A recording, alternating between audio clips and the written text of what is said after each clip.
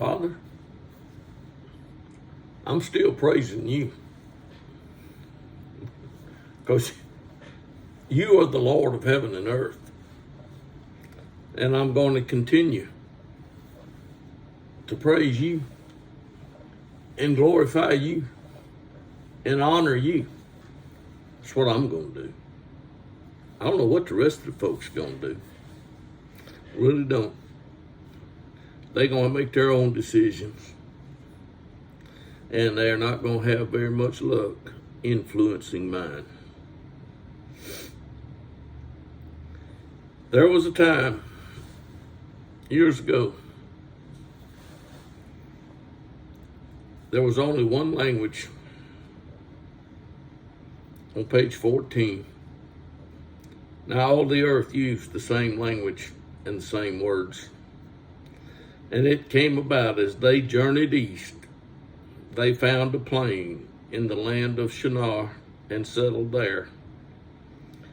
Then they said to one another, "Come, let's make bricks and fire them thoroughly."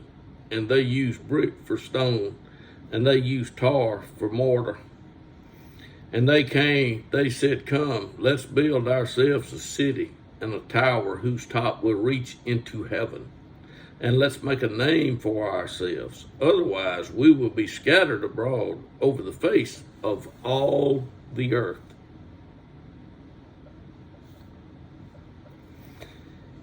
And the Lord came down to see the city and the tower which the men had built. The Lord came down. One Lord. The one who had blessed Noah came down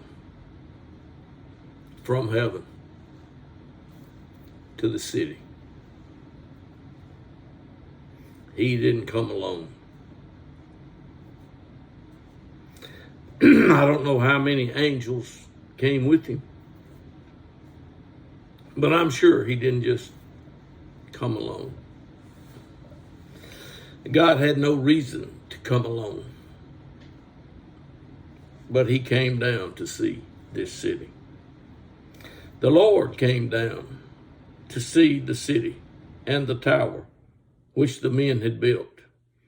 And the Lord said, remember, one mouth. The Lord has one mouth. You got two eyes. You got one mouth.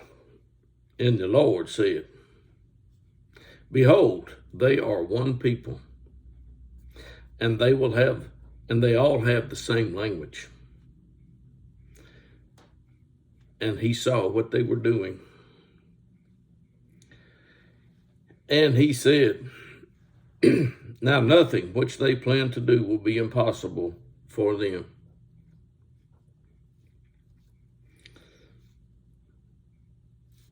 Come, let us go down there. God might have came alone. He might have got back up into heaven where he's talking to these. Said, "Let us go down there. Let's go down and there confuse their language so that they will not understand each other's speech." So the Lord,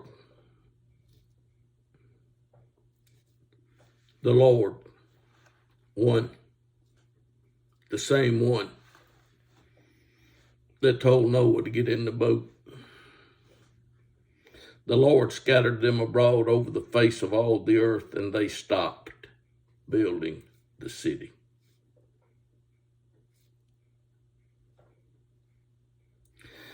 The Lord confused the language of all the earth. And from there the Lord scattered them abroad over the face of all the earth. Do you know anything about the Lord yet? Do you know anything about the Lord of heaven and earth? Have you learned anything about the Lord of heaven and earth? I'm only on page 15. I guess you've never read those 15 pages. Probably not. I don't know. You might have. And then it comes to later, after they've got languages, some years have gone by. Babies have been born. And guess whose language the babies learned? They learned the language of their parents. That's whose language they learned. And as we saw a while ago, I read it from page 17. Abram and Lot are relatives, so that there could be no strife. They didn't want any strife between them.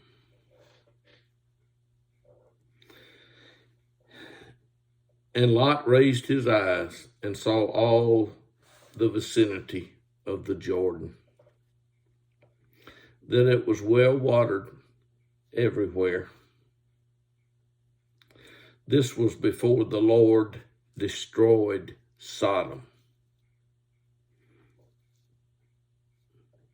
This was before the Lord destroyed Sodom. This is the Lord who blessed Noah. This is the Lord who came down to look at the city where they were building the tower. One Lord, friends, only one. I praise thee, O Father, Lord of heaven and earth. I do praise you. And like the garden of the Lord, the Jordan was beautiful. It says right here, like the garden of the Lord and the land of Egypt going toward Zoar. So Lot chose for himself all the vicinity of the Jordan, and Lot journeyed eastward. And even today, people know east from the west. Even today. And so they separated from each other. Abram settled in the land of Canaan, while Lot settled in the cities of the vicinity of the Jordan and moved his tents as far as Sodom. Now the men of Sodom were exceedingly wicked, sinners against the Lord. Which Lord? There's only one. Only one Lord. And he's Lord of heaven and earth. The Lord said to Abram, after Lot had separated from him, now raise your eyes and look from the place where you are, northward and southward and eastward and westward.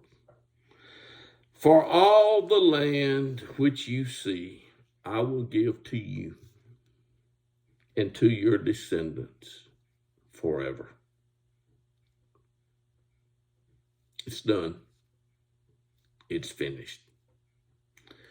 For the Lord God has spoken, and nobody can change it at all. God has spoken, and he spoke to the man after Lot had separated from him. I will make your descendants as plentiful as the dust of the earth, so that if anyone can count the dust of the earth, then your descendants could be counted. Arise, walk about in the land through its length and width, for I will give it to you. And you all have listened to words of others and may have never heard or read these words. Then Abram moved his tent and came and lived by the oaks of Mamre, which are in Hebron, and there he built an altar to the Lord. There is an altar built to the Lord. I think Noah built an altar to the Lord years earlier. Noah's dead. Abram's getting older. And he is now at the oaks, and his tent is pitched. And there's a king of Shinar. Says so right there. Some years went by, and some things happened. Lot was taken captive.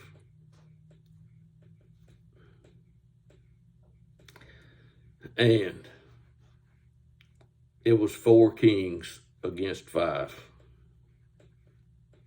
And they took all the possessions of Sodom and Gomorrah and all their food supply. They did. I'm reading it. They took it. All the possessions of Sodom and Gomorrah and all their food supply and departed. They also took Lot, Abram's nephew,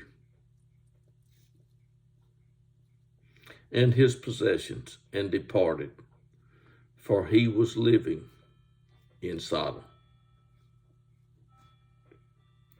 Then a survivor came and told Abram the Hebrew,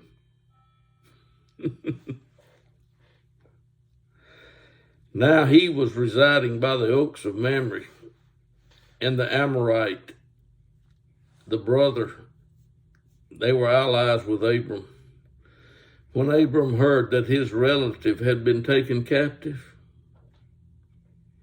he led out his trained men born in his house, numbering 318.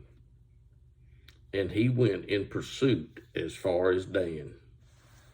Then he divided his forces against them by night and his servants, and defeated them and pursued them as far as Hobah,